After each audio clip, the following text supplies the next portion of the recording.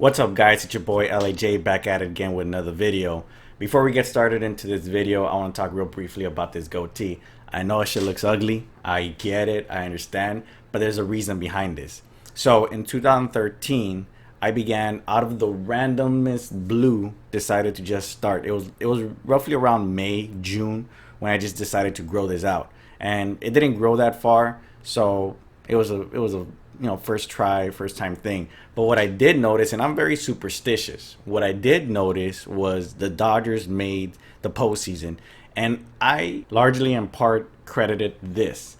So I decided to grow it out, and since 2013 it's been working like a charm. So what I've done throughout the years is I'll cut it maybe as soon as the Dodgers were eliminated in 2014, 2015, 2016. I decided to cut it as soon as the postseason began. And in 2017, I cut it right as soon as the Dodgers clinched the West. So this year, what I'm going to do is the same thing. I'm going to cut it the moment the Dodgers are in the playoffs, winning the division, which is 9 games away, or 9 wins away, or a combination of 9 wins and losses between Arizona and San Francisco, whichever comes first. So with that being said, let's get started to our video.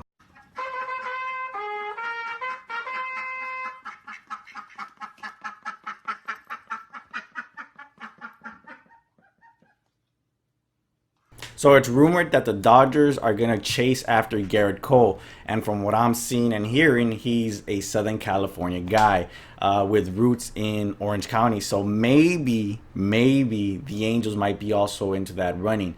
I wouldn't necessarily be against getting Gerrit Cole. He's obviously having a tremendous year with the Houston Astros, and we're most likely going to face him in the World Series if it were to happen and we were to meet him. So honestly, I'm a little excited. I don't want to jump horses into that. I don't want to get too far into it, but I am a little excited to know that the Dodgers are in consideration for Gerrit Cole. Whether he wants to be a Dodger, that remains to be seen. What if he resigns with the Houston Astros? So what I'm just going to do is a quick hypothetical of the Dodgers starting rotation, what it could look like in 2020, because there's a lot of great things happening this year. So does Gerrit Cole fit this current rotation? Absolutely. Is he needed? Not necessarily. It'll be an add-on. Just like, this offseason, Bryce Harper and Manny Machado were available, and the Dodgers, the Yankees, essentially could have had both. They didn't, and obviously they have the better records in all of baseball, the 2 best teams in baseball. Well, the Houston Astros finally caught up, but again, teams that could have didn't, and they're still benefiting from it. So necessarily, Gerrit Cole isn't a necessity. He's just an add-on. So what would the rotation look like? Firstly, let's talk about Clayton Kershaw. He still has 2 years left in his contract. Kenta Maeda still has 4 years left in his contract after this season. And Ryu is coming off of a Cy Young caliber year. I mean, these last 3 starts have been a real bum kill and really affecting his Cy Young performance.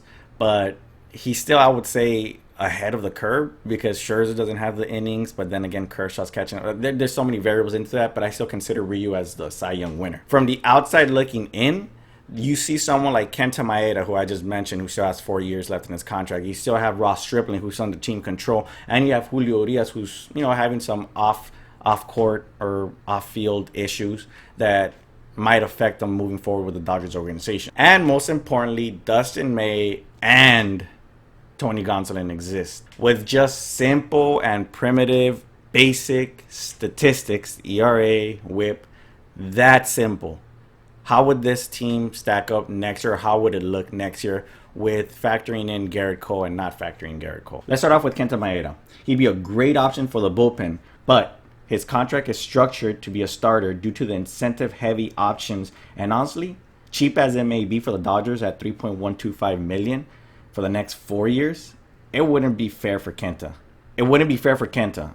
Unless there's a way to restructure his contract or he pitches every single game at least 1 inning, then maybe that'll work out. So let's look at this. As a reliever, in 26.2 innings, he's pitched a 3.04 ERA, has 3 saves, and a 1.088 WHIP. In the World Series, though, he has a 2.08 ERA and a 1.50 WHIP. So that's in the 2 World Series that he's been in. Then there's Ross Stripling, who had a great 2017 postseason, and it carried over into the 2018 season. Unfortunately, The second half of the 2018 season wasn't so good to him. Injuries, and he was left off the roster, the postseason roster. Unfortunately, in 2019, it hasn't been good to him. He's currently suffering with neck stiffness, and just like Alex Wood, with a club option in 2020, Stripling might be expandable. So let's look at Stripling's numbers. In 2019, he has a 3.64 ERA, a 1.74 WHIP, and let's look at the postseason numbers. In 2017, the World Series alone, he only allowed 2 hits in 3 games, followed by Julio Urias, who has some non-baseball issues to handle and deal with. He's about to finish serving his baseball suspension, and he just began a minor league assignment in preparation to rejoin the Dodgers either on Monday or Tuesday. Whether he does well down the stretch or not, I can't gauge the feel for the organization's decision with him moving forward. So I'll just do this as probables. If the Dodgers do keep him, in 2019, the 6 games as a starter, he posted a 3.55 ERA with a 1.145 WHIP. 21 games as a reliever, though, he had a 1.91 ERA and a 1.63 WHIP.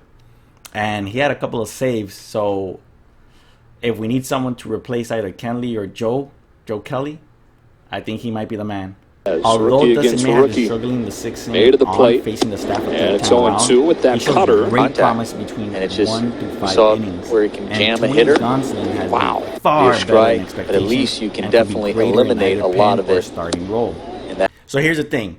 I can't make the decision on whether to have Dustin May or Tony Gonsolin. So I posted this question out there to a bunch of groups and fans out there to make that decision.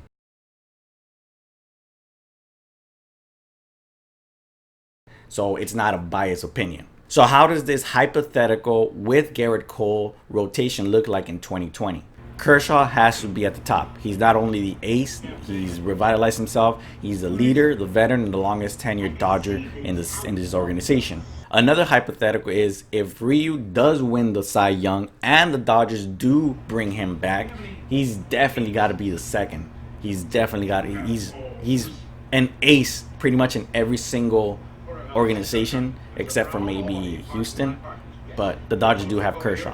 Then there's Gerrit Cole, who's proving to have a great 2019 season, and depending on his postseason performance and given everything is healthy with him and he does sign with the Dodgers, I think if you look at this, Kershaw, Ryu, Gerrit Cole, that's a huge 3-headed monster. Buehler is still learning and developing, and every single year he's taking a huge leap forward. It's only a matter of time before he has a 20 strikeout game. It might even come this year, to be honest. So based on the fans, between Dustin May and Tony Gonsolin, y'all voted for Tony Gonsolin. Maybe the Dodgers don't re-sign Ryu and they restructure Kenta Maeda's contract. Maybe it could be a setup for a back-end rotation of Walker Buehler, Tony Gonsolin, and Dustin May. But for right now, you, the fans, voted for Tony Gonsolin. So just like I mentioned, Kenta Maeda's contract is incentive-heavy to innings pitched. Unless they could restructure it, maybe that could work out where Kenta Maeda fits better in the bullpen and we have a long reliever. Stripling, honestly, I just think what happened to Alex Wood, he had a great 2017 All-Star caliber year as well, but he was dealt off this year. So maybe that's the scenario that's going to happen to Ross Stripling this year. As for Julio Urias, as much as I would love to see him stay with the Dodgers and maybe one day potentially be a starting rotation pitcher or be that closer, the long reliever, I just don't think the organization is willing to take a shot at a player like him because we've seen the backlash that the Cubs got with Addison Russell and then the Houston Astros with Ozuna. And then you look at the Yankees with gunshots over here with, with the missile. So I don't think the Dodgers are willing to take that risk. But if they do, I don't see any big backlash for Julio Urias staying with the Dodgers. I think there's a little bit of support there because essentially the charges were dropped. I don't know why and I don't understand what happened, but if the cops didn't say anything was wrong or done wrong, then maybe there wasn't anything wrong. But again, I don't know how the Dodgers are gauging this or how the approach they're going to take with Julio Urias. I do kind of want him to stay, though. To be honest, my personal opinion is I would like him to stay and maybe, I don't know, serve up a penalty or something. I don't know. But I'm for Julio Urias. So with that being said, what would your starting rotation look like for 2020? And are you excited for the postseason? Are you excited for Dustin May, the development of Tony Gonsolin, the continuing growth of Walker Buehler? And if so, let me know. So make sure you guys follow, like, and subscribe, and I'll catch you guys next time. Peace.